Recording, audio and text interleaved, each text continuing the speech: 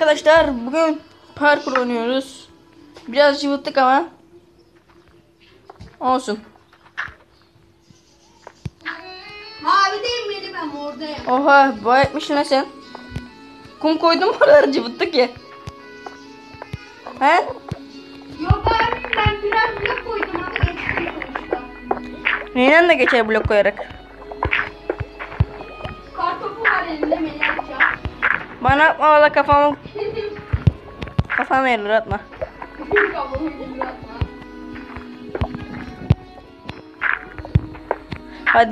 Hadi Melih, başarabilirsin. Başaramazsan tam bir.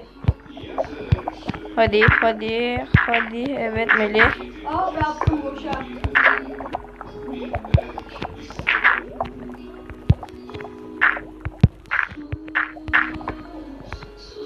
Bitirdim ben neredeyse. Az Gel de oğlum, bu sonsuz devam ediyor. Hadi be. Aynen, bak gel buraya.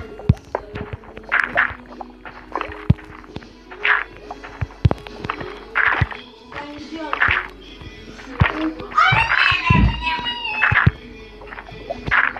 Ya senin yüzünden kastı benimki de attı. Öldüm ben de senin yüzünden. Lanet olsun ya. Al işte bu manyak hayvan. Sevgili anne de olsun bence. Ben seni sevmiştim, sen bana ne yaptın lan?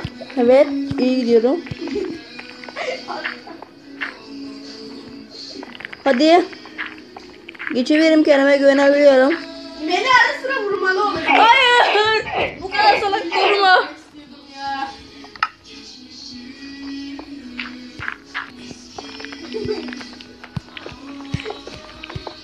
Moru geldin mi sen? Hayır sen. Ya salak, ben moru neredeyse bitirdim. Ben de bitirdim.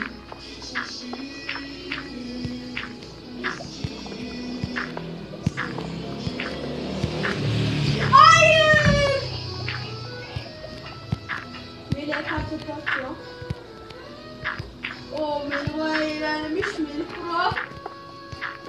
Melih Pro da şimdi düşebilir. Melih Pro. Pro Melih.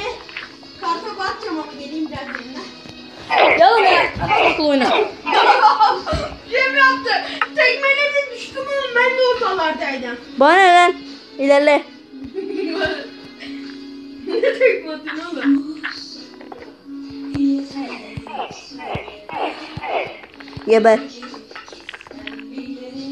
Bak ben gidiyorum, şimdi nasıl geçeceğim izle. İşte şimdi gitti. Lanet olsun ya. Hep Apo'nun yüzünden. Hayır. Oh, iyi ki düştü. Bak ben nasıl düşmüyorum, görüyor musun nasıl oynuyorum? Şerefsiz nerede? Arkanda.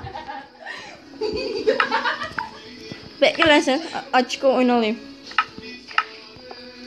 Böyle geçmeye çalışacağım, böyle hayatta geçemem. Al işte. Kim kırdı ya?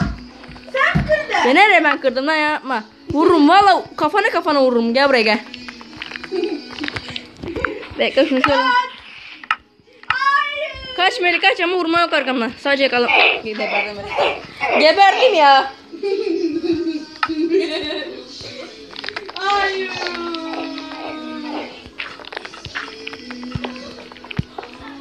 Allah cezanı. Neyse arkadaşlar, bugünlük bu kadar. Biz salağız, biraz yapamıyoruz bu işleri.